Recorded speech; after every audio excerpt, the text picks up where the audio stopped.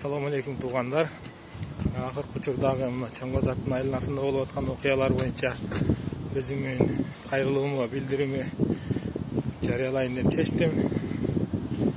Коррупция менен уурулук менен күрөшкөнгө Чоңгозаттын же ошол эле бизге окшогон карапайым эл милдеттүү деле эмес. Ал үчүн атайын президентти шайлаганбыз, президент менен кошо бийлик шайлаганбыз. Негизинен ошолор күрөшүш керек эле. Алар болсо тескерисинче Чоңгозаттын балдарын куугунтуктап, кылмыш ишин козгоп, камаганга аракет кылып атышат. Ошон үчүн мен президентке кайрылам. Урматтуу президент, 3 жыл мурун биз сизди тандаганбыз президент кылып. Эми сиздин тандай турган убактыңыз келди. Же эл менен болушуңуз керек, же уурулар менен болушуңуз керек. Унчукпай ортодо тура бергенге болбойт. Дагы деле кеч эмес. Ошон үчүн тандооңузду кылыңыз. Коррупционерлерге каршы күрөш баштаңыз, же алар тарап экениңизди ачык билдирип коюңуз. Себеби мен мындан кийин кайра айтып, кайрыла берем, чыга берем.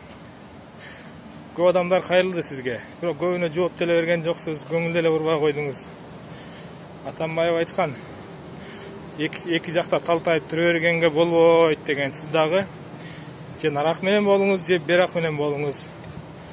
Выбор за вами. Ассаламу алейкум туғандар. Бийликти биздин үнүбүздү укканга, биз менен эсептешкенге кантип мажбурлайбыз? Ал үчүн биз деген коомдук пикир жаратышыбыз керек. Мисалы үчүн Чоңгозаттын лидерлери эле сүйлөп атат азыр үчөө эле. Анча-мынча адамдар чыгып кайрылып атат, бирок аны менен биз коомдук пикир жарата албайбыз. Мына Сыймыктын Instagram баракчасында 20 миңден ашык подписчиги бар экен, живой подписчиктери. Ошол адамдар азыр мисалы үчүн баарыбыз биригип туруп бир мезгилде кыска кылып видео кайрылуу жасап, талабыбызды айтып, интернетке чыгарып группаларга тараткан болсок, ошондо коомдук пикир жаралат. Жөн эле бомба жаргандай болобуз да. Мисалы үчүн азыр комментарий жазып, же лайк басып койгон менен эч нерсе чечилбейт. Муну менен биз менен эсептешпейт дагы.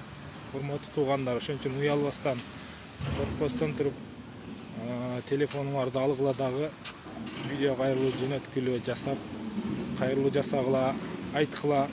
Уурлар уурдагандан коркпосо, уялбаса, биз сүйлөп чыккандан уялышыбыз керекпи? Урматтуу туугандар, отурбагыла, ойлонуңла. Себеби өзүбүздүн келечегибиз үчүн болбосо дагы балдарыбыздын келечеги үчүн büyüşüz gerek.